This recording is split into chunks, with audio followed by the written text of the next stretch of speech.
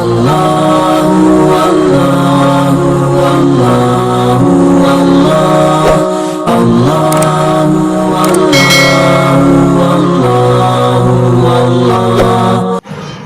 Channel کو subscribe کریں اور بیل آئیکن دبائیں۔ فأعوذ بالله من الشيطان الرجيم بسم الله الرحمن الرحيم ولا تقولوا لمن يقتل في سبيل الله أموات بل أحياء ولكن لا تشكرون وقال الله تبارك وتعالى في مقامه الآخر قل لا أسألكم عليه أجرا إلا المودة في القربى صدق الله العظيم إن الله وملائكته يصلون على النبي يا أيها الذين آمنوا صلوا عليه وسلموا تسليما اللهم صل وسلم وبارك على محمد معدن الجود والكرم وآله وبارك وسلم صلاة وسلاما عليك يا رسول الله۔ معزز و محترم سامعین کرام، السلام علیکم ورحمۃ اللہ وبرکاتہ۔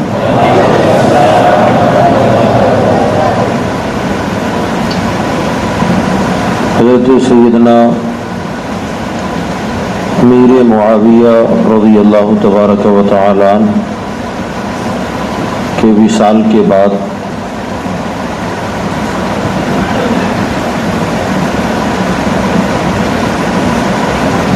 یزید عارضی طور پر امیر معاویہ رضی اللہ تعالی عنہ کی جگہ پر بٹھایا گیا تھا۔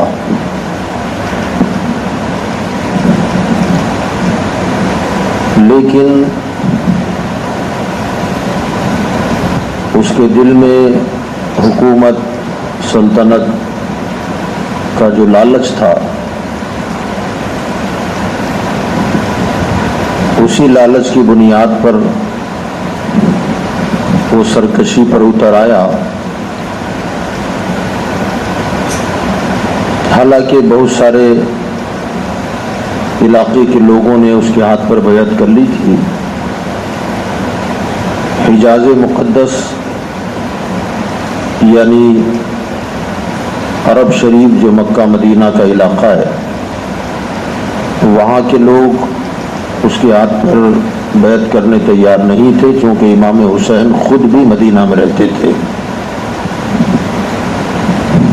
اور عراق میں کوفہ کے لوگ، ان لوگوں نے بھی اس کے ہاتھ پر بیعت نہیں کی بلکہ انکار تک کر دیا۔ کیا کہ مجھ سے بیعت کی جائے، اور اسی تقاضے کی بنیاد پر سیدنا عبداللہ ابن زبیر نے مدینہ چھوڑا،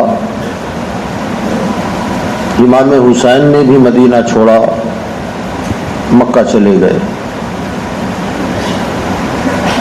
مکہ جانے کے بعد کوفہ والوں کو جب پتہ چلا کہ امام علی مقام امام حسین مکہ المکرمہ میں تشریف فرما ہے، تو انہوں نے بہت زیادہ خطوط لکھے، اتنے خط لکھے کہ خطوں کے انبار لگ گئے۔ حضرت سیدنا عبداللہ ابن زبیر رضی اللہ تعالیٰ امام علی مقام کو برابر منع کرتے تھے کہ آپ کوفہ کا ارادہ مت کرنا، کیونکہ کوفہ والوں نے پہلے حضرت علی المرتضیٰ کے ساتھ بھی دغا کیا تھا، امام حسن کے ساتھ بھی ان کا کوئی رویہ ٹھیک ٹھاک نہیں تھا، امیر معاویہ کے ساتھ جب صلح ہوئی تھی یہ کوفہ والی بغاوت پہ اتر آئے تھے، اور یا عار المسلمین کا معاذ اللہ جو حضرت امام حسن کے لیے جملہ کہا گیا وہ کوفہ کے لوگ تھے۔ آپ نے بہرحال عبداللہ ابن زبیر نے منع کیا، مگر شریعت مطہرہ کی قانون کے مطابق کہ جب قوم پر ظالم بادشاہ مقرر ہو اور قوم کسی عادل منصف انصاف پسند آدمی کو دعوت دے کہ ہم آپ کے ہاتھ پر بیعت کرنے کے لیے تیار ہیں، اس صورت میں عادل منصف مزاج شخص پر واجب ہے، یہ شرعی قانون ہے، اس پر واجب ہے کہ وہ لوگوں کی مدد کے لیے کھڑا ہو جائے، انہیں ظالم کے حوالے نہ کرے۔ اگر وہ عادل اور فقہ آدمی انکار کر دے تو گویا ایک طرح سے امت کو ظالم کے حوالے کرنا ہو گیا، یہ قانون تھا۔ تو حضرت امام حسین رضی اللہ تعالیٰ عنہ نے کہا کہ بالکل میں دو راہیں پہ کھڑا ہوا ہوں، ایک طرف تو ان کی دغا بازیاں ہمارے سامنے ہیں اور ادھر عبداللہ ابن زبیر ہیں اور دوسرے اکابر صحابہ بھی تھے جو منع کر رہے تھے، مگر دوسری طرف شریعت کا تقاضا بھی تھا کہ جب لوگ اتنی شدت کے ساتھ آپ کو بلا رہے ہیں تو آپ پر واجب تھا کہ آپ چلے جائیں۔ حضرت شاہ علامہ سید نعیم الدین مراد آبادی رحمۃ اللہ علیہ نے اس پر بہت کھل کے گفتگو فرمائی ہے۔ وہ فرماتے ہیں سوائے کوفہ جانے کے امام حسین کے پاس کوئی اب راستہ نہیں بچا تھا شرعی اعتبار سے۔ تو بہرحال آپ نے روکنے والے بالخصوص حضرت عبداللہ ابن زبیر ان لوگوں کی تسلی کے لیے اپنے بھائی حضرت مسلم بن عقیل کو اپنا نائب اور نمائندہ بنا کر کوفہ روانہ کیا، جس کو آپ نے بار بار سنا ہوا ہے۔ وہ اپنے دو شہزادوں کو لے کر وہاں گئے اور تقریباً چند ہی دنوں میں تقریباً 12,000 لوگوں نے امام حسین کے نام پر حضرت مسلم کے ہاتھ پر بیعت کی۔ آپ کو ماحول بہت اچھا لگا، سازگار لگا، تو حضرت مسلم بن عقیل نے حضرت امام حسین رضی اللہ تعالیٰ عنہ کو خط لکھا کہ یہاں کے حالات بہت اچھے ہیں، یہاں کے لوگ تو آپ کے نام پر مر مٹنے کے لیے تیار ہیں، بڑے وفادار ہیں، بڑی محبتوں و شفقتوں کے ساتھ میرے ساتھ پیش آ رہے ہیں اور دعوتوں کی دھوم لگی ہوئی ہے، لہٰذا میرا یہ خط ملتے ہی آپ فوراً کوفہ کے لیے روانہ ہو جائیں۔ اور یہی امام حسین چاہتے تھے کہ اگر وہاں سے یہ خبر آ جائے تو میں مکہ والوں کو سمجھا لوں گا کہ بھئی آپ جس بات سے ڈر رہے ہیں وہ معاملہ نہیں ہے، وہ اجازت دے دیں گے، اور اگر یہ جیسے سوچ رہے ہیں واقعی ایسے حالات ہوں تو حضرت مسلم مجھے لکھ دیں گے تو میں ان کو بھی واپس بلا لوں گا اور میرے پاس ایک عذر شرعی ہوگا، شرعی اعتبار سے عذر ہوگا کہ میں کوفہ کیوں نہیں گیا، کیونکہ ان کی دھوکے بازی سامنے آ گئی، اس لیے جانے کا سوال ہی پیدا نہیں ہوتا۔ بہرحال یہ حضرت مسلم جو ہے نا، ان کا ذرا میں تعارف آپ کے سامنے رکھ دوں کہ یہ کون ہے۔ یہ حضرت مسلم جو ہیں، مسلم بن عقیل، یہ حضرت امام حسین کے سگے چچازاد بھائی ہیں۔ حضرت مولا علی کرم اللہ وجہ الکریم کو ملا کر 3 بھائی، حضرت جعفر ہیں، حضرت علی ہیں اور حضرت عقیل ہیں۔ یہ تینوں حضرات ابو طالب کے بیٹے ہیں۔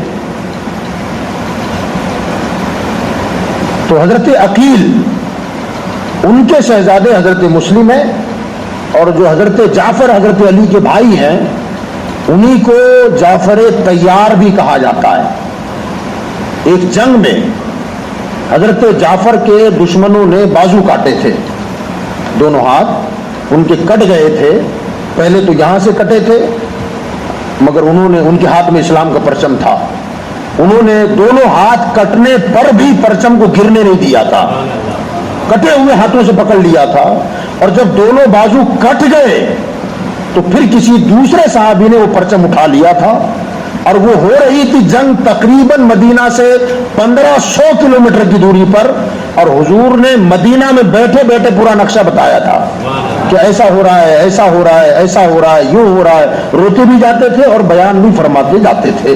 جب ان کے دونوں بازو کٹ گئے اور پھر کسی ظالم نے آپ کی گردن پر تلوار کا وار کیا تو حضور صلی اللہ علیہ وسلم نے آنکھ سے آنسو بہاتے ہوئے ارشاد فرمایا تھا کہ اس کے بازو ظالموں نے کاٹ دیے مگر اللہ نے میرے جعفر کو جنت کے پر عطا فرما دیے. تو جعفر جنت میں انہی پروں کے ساتھ فرشتوں کی صحبت میں اڑتا ہے. فرشتوں کے ساتھ اللہ انہیں اڑنے کی توفیق عطا فرماتا ہے، وہ پرواز کرتے ہیں. اسی لیے طیارہ اڑنے والی شے کو کہتے ہیں، اڑنے والی چیز کو طیارہ کہا جاتا ہے. تو حضور صلی اللہ علیہ وسلم نے فرمایا تھا کہ میرا جعفر تو جنت میں پرواز کرتا ہے، اڑتا ہے. اس لیے ان کا لقب پڑ گیا تھا جعفر طیار. بولیں کیا نام؟ جعفر طیار. یہاں میں ایک بات اور آپ کے گوش گزار کر دوں، آپ کی معلومات میں اضافہ ہو جائے. یہی جعفر طیار ہیں، ان کے بیٹے کا نام تھا حضرت عبداللہ. حضرت جعفر کے بیٹے کا نام عبداللہ تھا. اور آپ بار بار کربلا کے واقعات میں ہر سال سنتے رہتے ہیں کہ امام حسین جب کربلا میں آئے تھے اور کربلا کا واقعہ جب رونما ہوا، معرکہ کربلا لڑا گیا، اس کے بعد جو لٹا پٹا قافلہ تھا، اس لٹے پٹے قافلے کی میں جو سب سے بڑی خاتون تھی جس نے پورے قافلے کو سنبھالے ہوئے تھا، اس خاتون کا نام تھا سیدہ زینب. سنا ہے آپ نے؟ یہ زینب، آپ یہ جانتے ہیں کہ سیدہ زینب امام حسین کی بہن ہے، برابر ہے، سیدنا امام حسین کی سگی بہن ہے. مگر یہی حضرت زینب رضی اللہ تعالی عنہا کے دو بیٹے بھی کربلا میں شہید ہوئے تھے، عون و محمد. یہ دونوں بچے شہید ہوئے تھے جو رشتے میں امام حسین کے سگے بھانجے تھے. اب حضرت زینب جو ہے نا، یہ بیوی ہے حضرت عبداللہ بن جعفر کی. حضرت عبداللہ بن جعفر کی بیوی ہے حضرت سیدہ زینب رضی اللہ تعالی عنہ. تو مطلب یہ ہوا کہ حضرت عبداللہ بن جعفر جو ہیں یہ امام حسن و حسین کے بہن بھائی بھی ہیں رشتے میں. اور یہ مسلم بن عقیل جو ہیں یہ امام حسین کے دوسرے چاچا کے بیٹے ہیں. عقیل کے بیٹے حضرت مسلم اور حضرت جعفر کے بیٹے حضرت عبداللہ. بہرحال ان کو بھیجا اور وہاں سے خبر اچھی آئی اور امام حسین رضی اللہ تعالیٰ نے مکہ والوں کو سمجھایا کہ حالات بالکل سازگار ہیں، بہتر ہیں، آپ کوفہ تشریف لے گئے. حالات یک بیک بدل گئے. ابن زیاد وہاں آ گیا گورنر کی حیثیت سے، اور اس نے کوفہ والوں کو ڈرایا دھمکایا، کچھ کو لالچ دے دیا. تو کچھ تو لالچ میں آ گئے، کچھ خوف میں آ گئے، اور سب نے امام مسلم بن عقیل کا ساتھ چھوڑ دیا. پھر نوبت یہاں تک آئی کہ ابن زیاد نے ایک لشکر تیار کیا اور اسے پتہ چل گیا تھا کہ امام حسین مکہ سے نکل چکے ہیں، کوفہ آ رہے ہیں. تو اس نے تقریباً 2000 کا لشکر تھا، وہ 2000 کا لشکر بھیجا کہ ان کو راستے میں جہاں ملے وہیں روک دو. وہیں روک دیا گیا، راستے میں ملاقات ہو گئی، روکا گیا. بہرحال آپس میں کچھ معاملہ بھی ہوا، بات چیت بھی ہوئی. تو انہوں نے کہا کہ میں خود نہیں آیا ہوں، مجھے بلایا گیا ہے، مجھے یہاں کے لوگوں نے دعوتیں دے دے کے بلایا ہے. اور اتفاق دیکھیں کہ امام علی مقام کے پاس جتنے خط کوفہ سے آئے تھے نا، حالانکہ اس زمانے میں سفر کرنا بہت کٹھن ہوتا تھا، اپنے ساتھ زیادہ سفر لے کے چلنا اور بھی مشکل ہوتا تھا، مگر اتنی مشکلات کے باوجود امام حسین اپنے ساتھ ان خطوں کے پوٹلے لے کے چلے تھے. وہ سارے خطوط کئی تھیلے بھرے ہوئے تھے، اس کے وہ سارے خط بھی ساتھ تھے. آپ نے ان لوگوں کو وہ تھیلے نکال کر انڈیل کر خط نکال کے ایک ایک کا نام پڑھ کے جن کی سائنیں تھے اس پر کہ یہ خط اس کی طرف سے آیا ہے، یہ خط اس کی طرف سے آیا ہے، یہ اس کی طرف سے آیا ہے. اور اخیر میں تو ایک خط ایسا نکالا کہ جس میں کوفہ کے سرکردہ افراد نے مل کر سائنیں کی تھی اجتماعی طور پر. کہا بھائی تمہارے بلانے پر میں آیا ہوں. تو وہ کہنے لگے ہم نہیں جانتے تم کو کس نے خط بھیجا ہے، ہمارے امیر کا یہ حکم ہے، بہرحال ہم آپ کو کوفہ جانے نہیں دیں گے. اور پھر تھوڑا بہت سفر ہوا اور آپ کو کربلا کے میدان میں اترنے پر مجبور کر دیا گیا. آپ کربلا کے میدان میں اتر گئے اور وہاں اترنے کے بعد پھر معاملہ یہاں تک نوبت آئی کہ لشکر میں اضافہ ہوتا گیا. کوفہ سے فوجی اترتے گئے، اترتے وہ لشکر جو 2000 تھا 22000 کا ہو گیا. اور یہ بات قابل غور ہے، ہمارے آپ کے لیے سمجھنے والی ہے کہ کل کربلا میں آنے والے کتنے لوگ تھے؟ بولیں اونچی بولیں. 72 لوگ تھے. 72 लोगों में सब के सब लड़ने वाले नहीं थे, औरतें और बच्चे भी थे, उसमें बीमार भी थे, और लड़ने के इरादे से भी नहीं आए थे, क्योंकि अगर लड़ाई और जंग के इरादे से आते तो असलहा भरपूर लेके आते, हथियार ज्यादा लेके आते।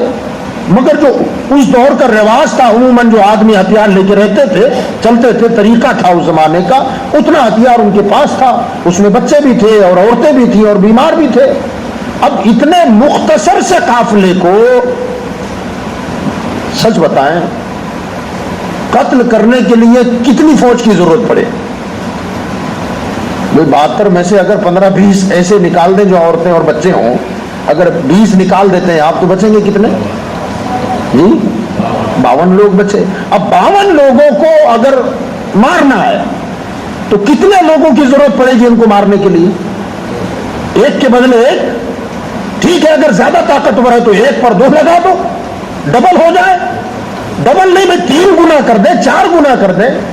मगर ये करबला की तारीख का एक अजीब बाब है कि इतनी कम मिकदार में लोगों को कत्ल करने के लिए लश्कर कितना जमा हुआ। कुछ तो वजह है यार, ये सोचने वाली बात है। कुछ तो वजह है कि इतने कम मिकदार में लोगों को कत्ल करने के लिए 22,000 का लश्कर जमा कर दिया गया, और फिर इसी पर बस नहीं किया। आप सब जानते हैं कि 7 मुहर्रम से पानी भी बंद हो गया। तो पानी बंद करने की वजह क्या थी? और खाने का तो सवाल ही पैदा नहीं होता। सफर में आए थे, जो कुछ था वो खत्म हो गया।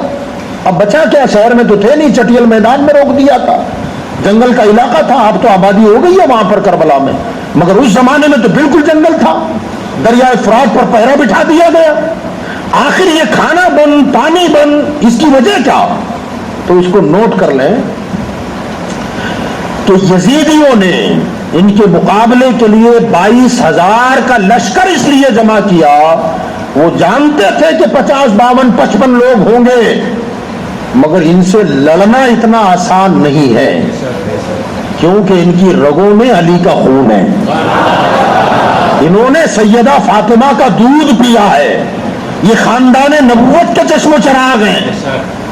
अब 22,000 पर भी उन्हें सब्र नहीं आया, हिम्मत नहीं बंधी। उन्होंने कहा कि ना, 22,000 भी इनका कुछ नहीं बिगाड़ सकते। तो कहा फिर क्या करना चाहिए? कहा इनका दाना पानी बंद कर दो, जिस्मानी एतबार से कमजोर हो जाएंगे, और जब हमको लगेगा कि इनकी ताकत अब जवाब दे चुकी है, तब जाके मुकाबला करेंगे, तो शायद मुकाबला होगा। यही डर था जिसने पानी बंद करवाया, यही खौफ था जिसने खाना बंद करवाया, और यही खौफ था जिसने फौज में इजाफा करवाया। और इतना इजाफा करने के बावजूद भी तारीख गवाह है, इन मुट्ठी भर लोगों ने 22,000 के छक्के छुड़ा दिए। तारीख गवाह है, मुकाबले में उतरने के लिए तैयार नहीं होते थे लोग। हजरत अली अकबर की तारीख उठा के देखें, हजरत कासिम को आप देखें, हजरत सैयदना अब्बास जब पानी लेने के लिए गए थे तो जितनी फौज वहां लगी हुई थी, सबके दांत खट्टे कर दिए थे हजरत अब्बास ने। और बाद में जब इमाम हुसैन का नंबर आया तो फिर तो पूछो ही मत, ऐसा लगता था जैसे बकरियों के रेवड़ में कोई शेर घुस गया हो। ये कैफियत थी। बहरहाल अर्ज ये करना है कि जो कुछ मामला हुआ, फिर करबला में सारे लोगों को शहीद भी कर दिया गया, उनके खेमे जला दिए गए, उनका सामान लूटा गया। उन मुकद्दस ख़वातीन कि जिनके घरों में उनकी मुकद्दस घर का आलम यह था कि बकौल उस्ताद ज़मन बिरादर आला हज़रत सैयदना अल्लामा हसन रज़ा बरेलवी रहमतुल्लाह अलैह फरमाते हैं कि बे इजाज़त जिनके घर में जिब्राइल आते नहीं, वो ऐसे घर की औरतें थी। बे इजाज़त जिनके घर में जिब्राइल आते नहीं, कद्र वाले जानते हैं कद्र शान अहले बैत। अहले बैत का मकाम क्या है वो तो कद्र वाले ही जाने। बगैर इजाजत के अल्लाह का फरिश्ता दाखिल न हो। ऐसे घर की खवातीन के सरों के दुपट्टे भी जालिमों ने छीन लिए, जेवर छीन डाले। हत्ता कि हजरत सकीना के हवाले से मिलता है कि आपकी कान में जो बालियां थी सोने की, एक जालिम की नजर पड़ी तो हालांकि छोटी बच्ची 7 बरस की थी, आराम से भी खोल के लिया जा सकता था, मगर उस बदबख्त ने उसमें उंगली डालकर इतने जोर से खींचा कि आपका कान फट गया और खून बहने लग गया।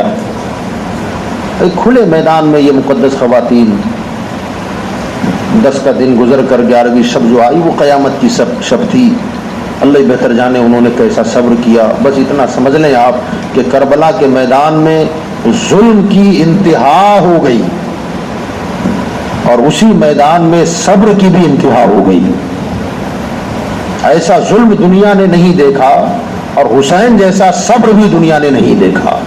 یہ سارا کچھ معاملہ ہو گیا. یہ قافلہ دمشق بھی گیا اور دمشق سے مدینہ چلا گیا. بہرحال سب سے بڑی رکاوٹ یزید کے لیے جو تھی وہ حسین کی ذات تھی. اس کی آوارہ گردی میں، بدماشیوں میں، منمانی کرنے کے لیے جو سب سے بڑی رکاوٹ تھی وہ امام حسین کی ذات تھی. اب جب وہی دیوار گر گئی، اب یہ تو جنگلی جانور کی طرح ہو گیا، جو چاہو وہ کرتے رہو. معاملہ یہ کہ لوگوں کی نمازیں برباد ہونے لگی، حرام و حلال کی کوئی تمیز نہ رہی. اتنا ماحول بگڑ گیا، اتنا ماحول بگڑا معاذ اللہ کہ علماء لکھتے ہیں اس زمانے کے کہ بہن بھائیوں کا نکاح تک ہونے لگ گیا. اپنا بھائی سگی بہن سے شادی کرنے لگ گیا. یہ معاملہ شراب عام ہو گئی. بہرحال حضرت امیر معاویہ نے جس دن اس کو اپنا ولی عہد بنایا تھا، اس دن آپ نے یہ دعا بھی مانگی تھی کہ باری تعالیٰ اگر یہ اس گدی کا مستحق نہیں ہے تو میں دعا کرتا ہوں کہ اس کی حکومت کو مکمل مت فرمانا، اس کو ادھورا چھوڑ دینا. بہرحال اس کی حکومت زیادہ نہیں چلی، مگر جب آوارہ ہو گیا امام حسین کی ذات جو رکاوٹ بنی ہوئی تھی وہ رکاوٹ جب نکل گئی تو یہ جو کربلا کا واقعہ ہوا، کچھ دنوں کے بعد یہ خبر مدینہ پہنچ گئی، مکہ پہنچ گئی. تو مدینہ والے تو آپے سے باہر ہو گئے. بیعت سے تو انکار پہلے بھی کر دیا تھا انہوں نے، مگر اب معاملہ اور بھی الگ ہو گیا. تو اس بدبخت نے مسلم بن عقبہ نامی ایک شخص کی سرکردگی میں تقریباً 12,000 کا لشکر لے کر مدینہ پر چڑھائی کر دی. واقع ہرا اس کو کہتے ہیں. مدینہ آئے، یہ لشکر آیا اور اس نے وہ قتل و غارت گری کیا. اس سے پہلے کچھ اشارے ہم نے کیے تھے اس تعلق سے حضرت سعید ابن مسیب کے حوالے سے. حضور کی حیات پر جو ہم نے بیان کیا تھا اس میں وہ ذکر آیا تھا. یہ 12,000 کا لشکر آیا اور انہوں نے باقاعدہ طور پر یزید کی طرف سے اعلان عام ہو گیا تھا، پہلے ہی سے اس نے پیغام بھجوا دیا تھا کہ مدینہ منورہ میں جو چاہو کرو، سب حلال ہے. معاذ اللہ رب العالمین. لوٹ مار گھسیٹ، مال سامان لوٹنا، قتل و غارت گری. تقریباً مدینہ میں شہید ہونے والے صحابہ کی تعداد 7,000 ہے. ذرا سوچیں آپ، ایک روایت میں آیا 700 کی تعداد، اور کل ملا کے صحابہ تابعین جو مدینہ والے قتل ہوئے، کل مرنے والوں کی تعداد 10,000 ہے. شہر مدینہ میں اس ظالم نے یہ ہنگامہ مچایا. وہ ٹولے نے مسجد نبوی نے گھوڑے باندھے. 3 دن تک مسجد نبوی میں لوگ نماز سے مشرف نہ ہو سکے. اذان بھی نہیں ہوئی، نماز بھی نہیں ہوئی، ظالموں کے گھوڑے بندھے ہوئے تھے. 3 دن تک خوب قتل و غارت گری ان ظالموں نے کیا. اور جب کلیجے ٹھنڈے ہو گئے کہ اب تو کوئی لڑنے والا ہے ہی نہیں، سب تباہ برباد ہو گیا، تو یہ مکہ کی طرف گئے. یعنی یزید کی خباثت کا اس سے اندازہ لگایا جا سکتا ہے. صرف میں اتنا بتانا چاہتا ہوں کہ کتنا بدبخت آدمی تھا کہ جو کام کافر نہ کر سکے وہ کلمہ پڑھنے والے نے کر ڈالا. مدینہ میں اس طریقے سے قتل و غارت گری کا بازار اس نے گرم کیا، اور اس کے بعد پھر وہ مکہ کی طرف روانہ ہوئے. اتفاق سے راستے ہی میں جو ان کا سپہ سالار تھا اس پر فالج ہو گیا، لقوہ مار دیا اور وہ راستے ہی میں مر گیا. بہرحال وہیں دوسرا سپہ سالار ان کا مقرر کر دیا گیا. حضرت عبداللہ ابن زبیر تھے مکہ میں. انہوں نے بیعت نہ کی تھی، نہ مکے والوں کو اس کی بیعت کرنے دی تھی. ابھی تک انہوں نے بھی کوئی خلافت اور حکومت کا اعلان نہیں کیا تھا. مگر یزید کو اور یزیدیوں کو پتا تھا کہ عبداللہ ابن زبیر نے مکہ والوں کو یزید کے ہاتھ پر بیعت کرنے سے روکا ہوا ہے، تو مکہ کی طرف آئے اور پھر مکہ پر انہوں نے حملہ کر دیا. تو حضرت عبداللہ ابن زبیر رضی اللہ تبارک و تعالی عنہ نے یزیدیوں کا ڈٹ کے مقابلہ کیا، مگر تھے محصور، شہر کے اندر تھے، اور یہ فوج شہر کے باہر تھی، وہ آزاد تھی. اب یہ شہر کے اندر ہے. اب وہ لڑائی ہوتی رہی تقریباً 1 مہینے تک وہ سلسلہ چلا وہاں پر 1 مہینے تک. اب چونکہ یہ شہر کے اندر تھے وہ باہر تھے, خوب جم کے مقابلہ ہوا حضرت عبداللہ ابن زبیر کے ساتھ, مگر وہ ظالم ٹولے نے جب دیکھا کہ یہ ایسے زیر نہیں ہوں گے تو ان بدبختوں نے مکہ شہر کے ارد گرد جو پہاڑیاں ہیں ان پہاڑوں پر منجنیق لگائی, پتھر پھینکنے کی مشینیں, وہ اس زمانے میں رسیوں سے بندھی تھی, اس میں بڑے بڑے پتھر رکھتے تھے اور اس منجنیق کے ذریعے بڑے بڑے پتھر مکہ شہر میں ڈالتے تھے جس سے گھر ٹوٹتے, حتیٰ کہ حرم کعبہ پتھروں سے بھر گیا. وہ بڑے بڑے پتھر دیوار سے آ کے لگنے لگے تو کعبے کی دیواریں ہلنے لگی, اور پھر ان ظالموں نے اپنے تیروں پر روئی لگا کر, کپڑے لپیٹ کر ان تیروں میں آگ لگا کر تیر برسائے تو حرم کعبہ میں آگ لگ گئی, اور ایسی آگ لگی کہ کعبہ جل گیا, کعبے کا غلاف جل گیا. کعبے کی چھت اس زمانے میں لکڑی کی تھی, لکڑا تھا نیچے سے, وہ لکڑے کی چھت جل گئی کعبے کے غلاف میں چھت کے قریب. اللہ اکبر. وہاں پر بطور تبرک حضرت اسماعیل کے فدیے میں جو جنت سے دمبا آیا تھا اور ذبح ہوا تھا, یاد ہے آپ کو, اس دمبے کے سینگ کعبے کی دیوار پہ لٹکے ہوئے تھے, وہ بھی جل گئے, کعبے کا پردہ جل گیا. یہ وقت وہ ہے 61 میں کربلا ہوا, 61 میں کربلا ہوا محرم میں. 61 کا سال گزرا, 62 آیا, اور 63 کا پہلا مہینہ گزرا محرم کا. سفر کا مہینہ شروع ہوا تھا, سفر کے آخری مہینے کے آخری دنوں میں, سفر کے مہینے کے آخری دنوں میں یہ دور وہ تھا کہ یزید جو ہے 61 اور 62, 61 اور 62 میں بیمار ہو گیا. یزید نے کام ہی ایسا کیا تھا, کارنامہ ہی اس کا ایسا تھا کہ اہل بیت اطہار پر اتنا ظلم کیا, اللہ تعالیٰ نے اسے ایسی بیماری میں مبتلا فرمایا کہ راویوں کا بیان ہے اس کی اتڑیوں میں چھالے پڑ گئے تھے, پیٹ میں جو آتے ہیں ان آتوں پر چھالے پڑ گئے تھے, اور وہ چھالے پھول تھے. حالت یہ تھی کہ اگر پانی نہ ملتا تو تڑپتا, اور جب پانی پلایا جاتا تو ایسا لگتا کسی نے تیزاب ڈال دیا ہے. پانی نہ ملے تو تڑپے, پانی پلاؤ تو تڑپے. اللہ نے اہل بیت پر پانی بند کرانے والے کی یہ سزا دی. تڑپتا رہا, بلکتا رہا. بہرحال 63 میں محرم کا مہینہ گزرا اور سفر شروع ہوا تھا, یا سفر کے آخری دن چل رہے تھے, وہ بدبخت موت کے گھاٹ اتر گیا. تڑپ تڑپ کے مرا, ایسی بدبو اٹھتی تھی, پیٹ میں چھالے پڑ گئے, سڑ گئے سب اتڑیاں, اور پھر وہ پھوٹی تو ایسی بدبو کہ اس کی خود کی اولاد کمرے میں آنے کے لیے تیار نہیں تھی. کوئی پانی پلانے تو دور کی بات, چیختا تھا, پیر پٹکتا تھا, ہاتھ مارتا تھا, چلاتا تھا, پانی پلاؤ. پانی اگر کوئی پلانے کی ہمت کر بھی ڈالتا تو پانی پی کر اس سے زیادہ چیختا تھا. یعنی ایسا سمجھو کہ بغیر پانی کی مچھلی جیسے تڑپتی ہے, ایسا تڑپ تڑپ کے بہرحال بدبو پورے کمرے میں مہکتی تھی. کوئی قریب جانے کے لیے تیار نہیں تھا. اس بے بسی کی حالت میں اللہ نے اسے موت کے گھاٹ اتار دیا. اور اتفاق کی بات کہ اس کی فوج مکہ پہ ڈٹی ہوئی ہے, محاصرہ کیا ہوا ہے, لڑ رہے ہیں مکہ پر قبضہ کرنے کے لیے اور عبداللہ ابن زبیر کو زیر کرنے کے لیے. مگر سب سے پہلے یزید کی موت کی خبر بھی عبداللہ ابن زبیر کو ملی, اس کے فوجیوں کو نہیں ملی. حضرت عبداللہ ابن زبیر کو جیسے ہی پتا چلا تو آپ نے یزیدی لشکر کے سامنے اعلان کیا دور سے کہ او بدبختو, تمہارا گمراہ کرنے والا امیر مر گیا.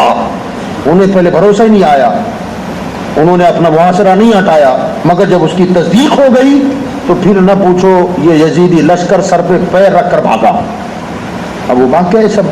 جب بھاگے تو حضرت عبداللہ ابن زبیر رضی اللہ تبارک تعالی عنہ کے ہاتھ پر پورے مکہ والوں نے بیعت کر ڈالی کہ بس اب ہمارے امیر آپ ہیں, ہمارے بادشاہ آپ ہیں. انہوں نے ادھر بیعت کی, ادھر مدینے والوں نے کر ڈالی. یہ 63 کی بات ہے. مدینہ والے اور پورے حجاز والوں نے ان کے ہاتھ پر بیعت کر لی. اور پھر یہ خبر کہ یزید مر گیا، یزید مر گیا، یہ جب عام ہوئی تو بصرہ والوں نے بھی بیعت کر لی، بچے کچے جو کوفی تھے انہوں نے بھی بیعت کر ڈالی، خراسان والوں نے بھی کر ڈالی، ادھر عراق والوں نے کر ڈالی. آپ کا پھر رقبہ اتنا بڑا ہوا کہ اب اس وقت باقاعدہ طور پر مسلم امہ کے بادشاہ کے طور پر اور سلطان کے طور پر حضرت عبداللہ ابن زبیر ابھر گئے. اب ادھر عبداللہ ابن زبیر بس شام بچا ہوا تھا جہاں یزید کا پائے تخت تھا، وہاں بچا ہوا تھا. اب اس کے جو حوالی موالی لوگ تھے انہوں نے یہ سوچا کہ اب ہمارا جو بادشاہ تھا وہ تو مر گیا یزید، مگر اس کا تخت ابھی خالی ہے، اس کی جگہ کسے بٹھائیں؟ تو یزید کا ایک بیٹا تھا جس کا نام ہے معاویہ. کیا نام ہے؟ ایک نام پہلے بھی بار بار گزرا، وہ ہیں یزید کے ابا، یزید کے ابا معاویہ. اور یزید کے بیٹے کا نام بھی معاویہ تھا، وہ تھے معاویہ بن سفیان، ابو سفیان. اور یہ معاویہ بن یزید 19 سال کا لڑکا تھا. سارے علماء کا اس بات پر اتفاق ہے، کیا قدرت کی شان ہے، اللہ بے نیاز ہے یار، جو چاہے سو کرے، اس کی مرضی ہے. امیر معاویہ جیسے متقی پرہیزگار صحابی رسول معتمد مصطفیٰ جیسی عظیم شخصیت، امیر معاویہ کی اولاد یزید جیسا شیطان پیدا ہوا. اور یزید کے اولاد میں معاویہ بن یزید اتنا نیک لڑکا تھا کہ اس کی نیکی کے آج بھی چرچے ہوتے. اتنا پرہیزگار، 18-19 سال کا تھا مگر زندگی میں کبھی نماز نہیں چھوٹی اس کی. کربلا کا جو واقعہ ہوا تو چیختا تھا کہ یہ کیا کر دیا میرے باپ نے، اہل بیت کے ساتھ یہ کیا. مگر ظاہر بات ہے باپ بادشاہ تھا، بیٹا بیٹا ہے. جب یزید مرا اور اس کے چاہنے والوں نے معاویہ بن یزید سے کہا کہ ہم چاہتے ہیں کہ آپ کو تخت نشی کیا جائے، تخت پر بٹھایا جائے، تو معاویہ بن یزید نے کان پہ ہاتھ رکھا اور چیختا ہوا کہنے لگا کہ میں اس تخت پر کبھی نہیں بیٹھوں گا جس تخت پر اہل بیت کے خون کے دھبے لگے. ذرا آپ سوچیں کیسی کتنی بے نیاز ذات ہے اللہ کی. صحابی رسول کی اولاد اتنا بگڑا ہوا اور اس بگڑے ہوئے کی اولاد اتنا سدھرا ہوا. اب وہ کمرے میں تخت پر بٹھانے کی باری آئی تو کمرے میں داخل ہو گیا. کہتے ہیں کہ بس وہ حسین حسین حسین کے نعرے لگاتا رہتا تھا، ہمیشہ ہمیشہ حسین کے نعرے اور اہل بیت کے نعرے لگاتا رہتا تھا. بہرحال لوگوں نے زبردستی پکڑا کر لا کر تخت پر بٹھا تو دیا مگر پھر وہ اترا، اس نے کچھ بھی نہیں کیا.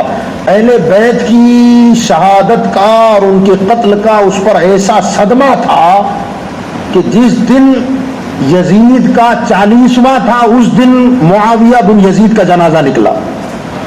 40 دن میں مر گیا، موت آ گئی اس کو. اب ادھر مکہ میں جو سلطان اور بادشاہ بنے تھے کون تھے؟ بھول گئے آپ کیا؟ عبداللہ ابن زبیر. عبداللہ ابن زبیر تھوڑی وضاحت کر دوں گے ان کی. عبداللہ ابن زبیر کون ہے؟ عبداللہ ابن زبیر، عبداللہ کے ابا کا نام ہے زبیر. کیا نام ہے؟ بولیں اونچی بولیں. زبیر کے ابا کا نام ہے عوام. کیا نام ہے؟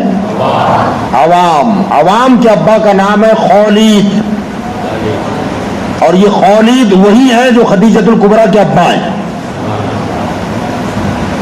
تو عوام جو ہے یہ حضرت سیدہ خدیجۃ الکبریٰ کے بھائی ہیں. سیدہ خدیجۃ الکبریٰ کے بھائی ہیں. اور ان کی جو بیوی ہے وہ ہے سیدہ صفیہ بنت عبد المطلب. نہیں سمجھے ابھی؟ صفیہ ہمارے آقا کی سگی پھوپھی، حضور کی سگی پھوپھی کا نام ہے صفیہ. یہ صفیہ بیوی ہے حضرت عوام بن خولید کی، اور ان دونوں سے جو بیٹا پیدا ہوا اس بیٹے کا نام ہے زبیر. کیا نام ہے؟ زبیر. تو حضرت زبیر ہمارے آقا صلی اللہ علیہ وسلم کے سگے پھوپھی زاد بھائی. اب ان کا جو بیٹا ہے وہ ہے عبداللہ. تو یہ کون ہوئے رشتے میں حضور کے؟ جی بھتیجے. کون ہوئے؟ پھوپھی زاد بھائی کے بیٹے حضرت عبداللہ بن زبیر. حضرت عبداللہ پھوپھی زاد بھائی کے بیٹے. حضرت زبیر جو ہیں حضرت صفیہ کے لڑکے ہیں اور حضرت زبیر کے لڑکے حضرت عبداللہ ہیں. ایک بات.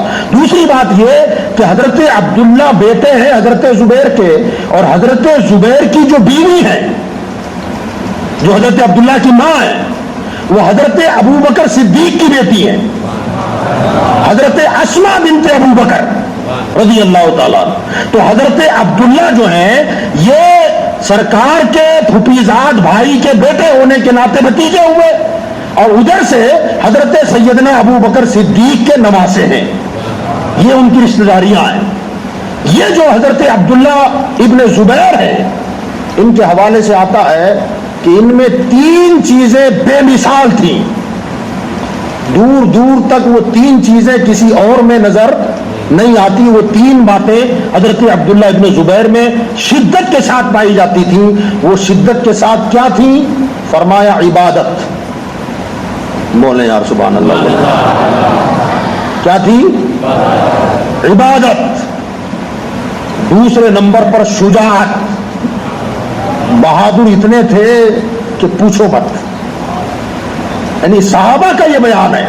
یہ 3 چیزیں ان کی ذات میں اللہ نے ایسی جمع کر دی تھی کہ دوسروں میں دور دور تک نظر نہیں آتی تھی. عبادت, شجاعت, فصاحت. مقرر ایسے تھے کہ مجمع کو ہلا دیتے تھے, ایسی تقریریں ان کی ہوتی, اور اتنا فصیح خطبہ دیتے, اتنی فصاحت و بلاغت کہ اللہ اکبر. عبادت کا حال یہ تھا کہ محدثین نے لکھا ہے کہ انہوں نے راتوں کو تقسیم کر رکھا تھا. راتوں کو تقسیم کر رکھا تھا. کبھی ایک رات صرف قیام کے لیے, تو پوری رات خالی قیام میں کھڑے ہو کر قرآن ہی پڑھتے تھے. دوسری رات خالی رکوع میں رہتے تھے تو پوری رات رکوع ہی میں رہتے تھے. اور صدا کیا؟ سبحان ربی العظیم, سبحان ربی العظیم. پھر کوئی اور رات ہوتی تو اس میں صرف سجدہ ہوتا تھا بس, سبحان ربی العالی. پوری رات سجدہ. اب ہر روز روزہ رکھتے تھے, ہمیشہ روزے دار. جو شریعت میں منع دن ہے ان کے علاوہ ہمیشہ روزے دار رہتے. دن کا روزہ, رات کی عبادت. یہ شان تھی ان کی, ایسی عبادت. تو ان کے اندر جو 3 نمایاں خصوصیات تھی, عبادت, شجاعت اور فصاحت و بلاغت. یعنی ان کے زمانے میں ان کے جیسا کوئی فصیح و بلیغ آدمی نظر نہیں آتا تھا. ان کی طاقت و قوت کا راز بتاتے ہوئے بزرگوں نے فرمایا کہ عبداللہ ابن زبیر میں اتنی طاقت اور شجاعت آخر آئی کیسے تھی؟ تو فرماتے ہیں اصل بات یہ کہ ان کے بالکل جوانی کا دور تھا. یعنی ایسا سمجھے نا کہ نوجوانی کا دور. نوجوانی یعنی 12 سے 13 سال 14 سال کی عمر کا لڑکا. حضرت عبداللہ ابن زبیر رضی اللہ تعالیٰ عنہ حضور صلی اللہ علیہ وسلم کے پاس تھے. اچھا ایک بات اور ان کے حوالے سے سن لیں آپ. عبداللہ ابن زبیر وہ ذات ہیں کہ جب حضور صلی اللہ علیہ وسلم اور ان کے صحابہ مکہ سے ہجرت کر کے مدینہ آئے, مدینہ جب آئے نا تو اتفاق کی بات, اللہ کی شان, اللہ کی قدرت کہ شروع وقت میں جتنے مہاجر مکہ چھوڑ کے مدینہ آئے تھے نا ان کے یہاں پر کسی کی گھر اولاد ہی پیدا نہیں ہوئی. اولاد ہی نہیں ہوئی. یہ یعنی باقاعدہ چرچا ہونے لگا کہ یار مکہ سے آنے والوں کے بچے کیوں نہیں ہیں, پیدا کیوں نہیں ہو رہے ہیں. تو یہودیوں نے جب دیکھا کہ مسلمانوں کی بچے کی ولادت نہیں ہو رہی ہے تو ان ظالموں نے ایک افواہ پھیلا دی کہ ہم نے جادو کر دیا ہے, مسلمانوں پر جادو کر دیا, اس لیے اب کسی کی اولاد نہیں ہوگی, ہم نے ان کو بانج کر دیا معاذ اللہ جادو کر کے. اللہ کی شان کہ مدینہ میں ہجرت کر کے آنے والوں میں سب سے پہلا بچہ جو پیدا ہوا وہ عبداللہ ابن زبیر ہے. اب ظاہر بات ہے لوگوں کے کانوں پر یہ آیا تھا یہودیوں نے جادو کر دیا ہے اور کسی کی اولاد نہیں ہو رہی ہے. اور حضرت عبداللہ ابن زبیر جب پیدا ہوئے نا پورے مدینے میں وہ خوشی کی لہر دوڑی کہ لوگ اچھلتے تھے کہ یہودی جھوٹے ہیں، اللہ رسول سچے ہیں۔ الحمدللہ ہمارے یہاں بچہ پیدا ہوا ہے پورے مدینہ میں، حالانکہ بیٹا پیدا ہوا تھا حضرت زبیر کو، مگر لگتا ایسا تھا کہ ہر گھر والا اتنا خوش تھا گویا اس کے ہی گھر میں بچہ پیدا ہوا ہے، یعنی پوری قوم پہ حملہ تھا نا، تو پوری قوم کی طرف سے اللہ نے گویا عبداللہ ابن زبیر کے ذریعے سے دشمنوں کو جواب دے دیا تھا، تو ہر گھر میں خوشی۔ حضرت زبیر رضی اللہ تعالیٰ عنہ نے حضرت عبداللہ کو پیدا ہوتے ہی جب غسل وغیرہ دے دیا تو کپڑے میں لپیٹ کر سیدھے گود میں لے کے حضور کے پاس بھاگے، کہا یا رسول اللہ یہودی جھوٹے ہیں، اللہ سچا ہے، اللہ کے رسول سچے ہیں، دیکھو بچہ پیدا ہو گیا۔ حضور بھی بڑے خوش ہو گئے کہ یہودی بدبخت کہتے تھے کہ میری امت پر، میرے چاہنے والوں پر، میرے غلاموں پر جادو کر دیا، اللہ نے دیکھو ہمیں یہ بیٹا عطا فرمایا۔ سرکار نے گود میں لیا، بڑا پیار فرمایا اور فرمایا کھجور لاؤ، جلدی کھجور لاؤ۔ کھجور سرکار کے ہاتھ میں دی گئی، حضور نے کھجور کو منہ میں ڈالا اور خوب باریک چبایا، اور چبا کر کے اس کھجور کی چبایا ہوا جو ریشہ تھا اسے اس بچے کے منہ میں ڈال دیا۔ سبحان اللہ، یہ خوش نصیب بچہ ہے وہ کہ سرکار نے تحنیک کر کے یعنی باریک کھجور بنا کر، اب ظاہر بات جب چبائیں گے کہ تو حضور کا لعاب دہن بھی اس میں آیا ہوگا نا، سرکار کا تھوک اس میں لگا اور وہ چیز ان کے پیٹ میں چلی گئی۔ بہرحال بڑی خوشیوں کا اظہار ہوا۔ پھر یہ بالکل 12-13 سال کی عمر کے ہوئے تو اس وقت حضور صلی اللہ علیہ وسلم نے پچنا لگوایا تھا۔ پچنا اس کو یوں کہیں آپ، ابھی بھی ہو رہا ہے نا، کیا بولتے ہیں وہ جو پھوٹ کے لگا کے نکال کے نہ وہ نہیں، حجامہ، ابھی ڈاکٹر حضرات کر رہے ہیں، سنت ہے، کیا ہوتا ہے یہ ابھی ہو رہا ہے، سنت ہے، اب موقع ملے تو کر لینا، بڑا فائدہ مند چیز ہے، وہ اچھی چیز ہے، حضور کی سنت ہے، حضور کرتے تھے حجامہ جس کو کہتے ہیں، حجامہ حضور نے حجامہ کروایا۔ اب اس میں ہوتا یہ ہے کہ اس کے جو پوائنٹس ہوتے ہیں کہاں کہاں لگوانا ہے وہ وہاں نشتر مار کے اس میں پھر وہ باؤل لگاتے ہیں اور وہ خون اس میں سے نکلتا ہے، تو جو فاضل خون ہوتا ہے، فاضل جو جسم میں بیماری پھیلائے ایسا خون اس سے نکلتا ہے، وہ حضور کی سنت ہے۔ حضور نے وہ کیا تو وہ جو بدن سے خون نکلا اسے ایک بوتل میں جمع کر دیا گیا۔ اب جمع کیا تو ظاہر بات ہے بدن سے نکلا ہوا جو فاسد خون تھا اسے کہیں نہ کہیں پھینکنا تھا، مگر یہ خون حضور کا تھا، ہما شما کا تو تھا نہیں، سرکار کا خون مبارک تھا، تو سرکار نے وہ جو بدن سے نکلا ہوا خون تھا اسے کہیں ڈالنے کے لیے عبداللہ ابن زبیر کو بلایا، تو کہا بچے اس کو لے جا کر کہیں دفن کر دے، مگر اس کا خیال کرنا کہ کسی ایسی جگہ دفن نہ کرنا کہ کسی کا پیر پڑے، کیونکہ خون حضور کا ہے۔ فرمایا کہ کسی ایسی جگہ کہ کسی کا پیر وہاں نہ پڑے، ایسی جگہ دفن کرنا۔ 12-13 سال کا بچہ مگر کیسا عاشق رسول تھا، کیسی محبت تھی۔ آپ فرماتے ہیں بوتل لے کے میں نکلا، ادھر ادھر دیکھا، مگر میری غیرت کو گوارا ہوا کہ حضور کا خون زمین پہ پھینکوں۔ فرماتے ہیں میری محبت نے انگڑائی لی، میں نے بوتل کھولی اور پورا خون پی گیا، سارا خون پیٹ میں اتار لیا، اتار کر اب مجھے اطمینان ہو گیا، اب کسی کا پیر نہیں پڑے گا۔ واپس حضور کے پاس آئے، سرکار دو عالم صلی اللہ علیہ وسلم وہ تو غیب داں نبی تھے، اور کوئی غیب کیا تم سے چھپا ہو بھلا، جب نہ خدا ہی چھپا تم پہ کروڑوں درود۔ سرکار نے فرمایا عبداللہ خون ڈالا ہے؟ تو کہا یا رسول اللہ ڈال دیا۔ کہاں ڈالے؟ تو کہا رسول اللہ ایسی جگہ ڈالا آپ کبھی اس پر کسی کا پیر نہیں پڑے گا۔ حضور نے فرمایا پی لیا کیا؟ تو کہا ہاں یا رسول اللہ میں نے پی لیا ہے۔ میرے آقا نے فرمایا اب تجھ پر جہنم کی آگ حرام ہے، تجھ پر اب جہنم کی آگ حرام ہے۔ فرماتے وہ خون کی برکت تھی، اتنی طاقت تھی کہ سینکڑوں پر بھاری پڑ جاتے، کسی کے سامنے زیر نہیں ہوئے کبھی، بڑے طاقتور آدمی تھے۔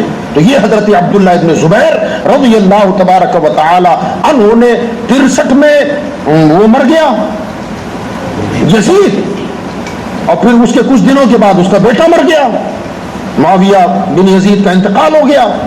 اب پہلے تو ادھر عراقیوں نے اور بصرہ والوں نے اور مدینہ اور مکہ والوں نے اور عراق والوں نے اور مصر والوں نے ان کے ہاتھ پر بیعت کر لی تھی۔